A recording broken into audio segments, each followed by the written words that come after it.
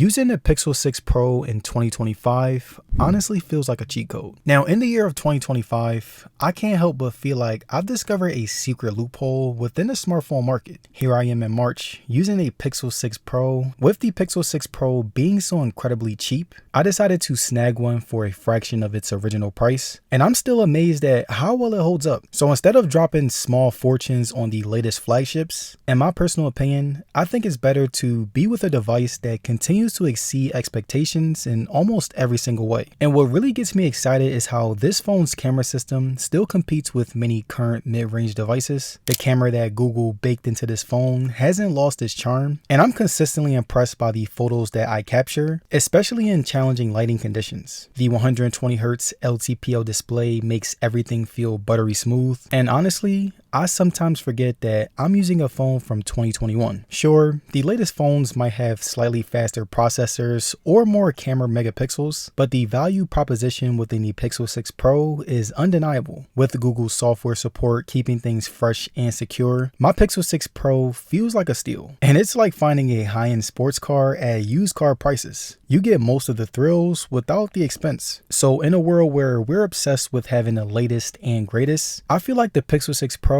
is one of those phones where you can buy it and you've pretty much outsmarted the system. So in this video, I'll not only share my experience with the Pixel 6 Pro in 2025, but I'll also give you guys another update on how it's actually doing. And also, if you guys enjoyed the video, don't forget to like and subscribe. I'm trying to reach 100,000 subscribers by the end of the year. And also, let me know in the comments which phone that you would like me to review next. Now, the display has been a standout feature throughout my journey with the Pixel 6 Pro. Even 4 years after its release, the 6.7-inch LTPO OLED screen continues to impress me with its vivid colors and sharp resolution. I love how the adaptive refresh rate still smoothly transitions between 10Hz and 120Hz, helping to balance performance and battery life. From reading my Bible to scrolling through social media to even just scrolling through the 6 Pro damn near feels like a new phone. And even though the screen has been phenomenal, however, it hasn't been perfect. I've noticed some minor burn-in around the status bar area, and this is somewhat expected for an OLED panel at this age. And there's also been occasional green tint issues, and I feel like the brightness of this phone is severely lacking and I can barely see outside. And though it's more of a minor annoyance than a deal breaker, the curved edges, while premium looking, have led to some accidental touches over the years, and finding good screen protectors has been a constant challenge. But despite these quirks, I still find myself appreciating the display quality every time I watch HDR content or edit photos. The color accuracy and deep blacks continue to make this screen a pleasure to use, even as newer phones hit the market with marginally better specs. Battery life has been one of the more pleasant surprises during my time with the Pixel 6 Pro. Even after 4 years since it's been released, I'm still getting through full days without anxiety. And while it's quite not as robust as when I first got the Pixel 6 Pro, I can still count on about 5 to 6 hours of on-screen time before needing to charge. The adaptive battery features have really helped maintain its longevity, learning my usage patterns and optimizing power consumption accordingly. And I've been particularly impressed with how well it handles background apps. I'm also very surprised because this is something that used to be a major battery drain on my previous phones. And what's really fascinating is how the battery adapted to my work from home schedule. On days where I'm consistently switching between video calls, email, and social media, the 6 Pro does all of these things with ease. Even with heavy use, I rarely find myself reaching for my charger before bedtime. The only time where I notice significant battery drain is during extended GPS navigation or when I'm shooting lots of 4K videos, but that's to be expected. And even though the battery has been pretty good so far, the charging situation, however, has become a bit frustrating over the past couple years. With my 6 Pro, I've noticed that the charging speeds are becoming increasingly inconsistent. What used to take me about an hour and a half to charge from 0 to 100% is now nearly over 2. I've tried different chargers and cables, but the slow charging seems to be an issue with the phone itself. Just yesterday, I plugged it in at 15% before a meeting, and it only reached 45% after an hour, and that's something that never happened to me when my 6 Pro is newer. It's not a deal breaker because I do work from home, but it does require more planning ahead to ensure that I'm not caught with a low battery whenever I am in a hurry. I've learned to work around this by keeping a wireless charging pad at my desk and doing top-ups during the day rather than waiting for the battery to get too low. That's held up well with the Pixel 6 Pro that has truly impressed me over the past 4 years, is the build quality. The frame still feels solid in my hands with no loose buttons or concerning creaks. The Gorilla Glass has proven its worth, surviving several hard-stopping drops on my floors without cracking. The phone maintains that satisfying weight that makes it feel premium even after all this time. But however, the daily use has definitely left its mark.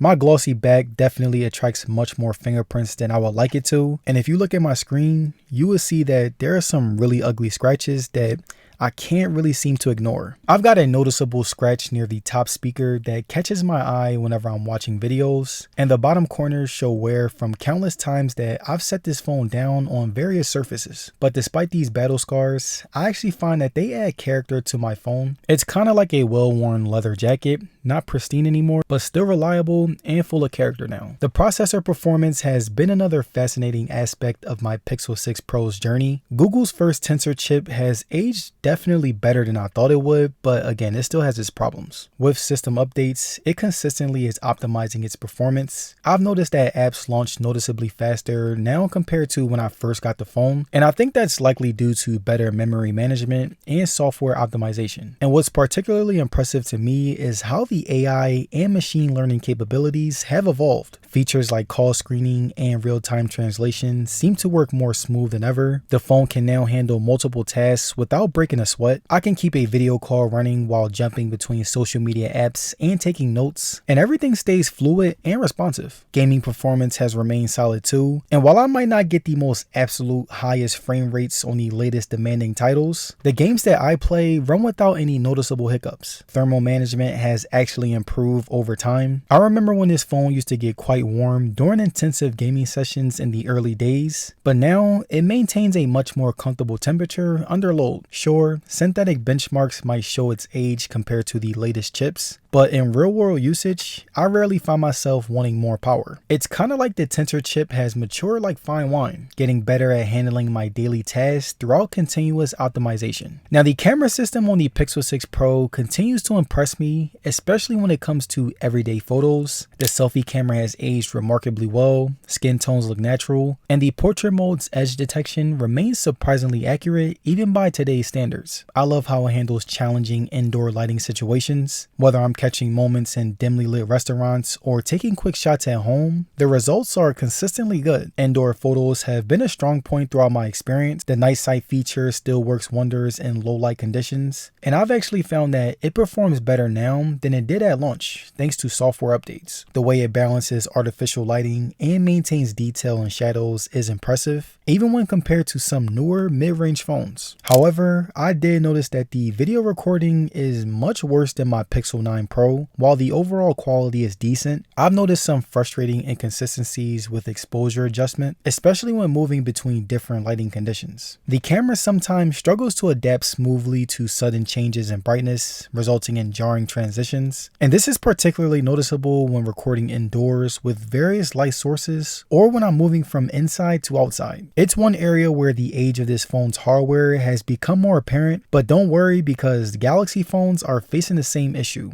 even my S25 Ultra. So in conclusion, my journey with the Pixel 6 Pro in 2025 has been remarkably rewarding. While it has shown some signs of age, like slow charging and video recording quirks, it continues to excel in areas that matter the most: reliable performance, impressive photos, and a solid battery life. The build quality has withstood the test of time, and Google's software support has kept the phone feeling fresh and capable. So for anyone considering a budget-friendly flagship experience, a used Pixel 6 Pro represents exceptional value. It proves that you don't always need the latest and greatest to have a satisfying smartphone experience. Sometimes a well-aged flagship can offer the perfect balance of performance and affordability. And as I look ahead, I can't help but wonder how much longer this phone will continue to serve me well. But for now, I'm content knowing that I made a smart choice that has stood the test of time, both in terms of functionality and financial wisdom.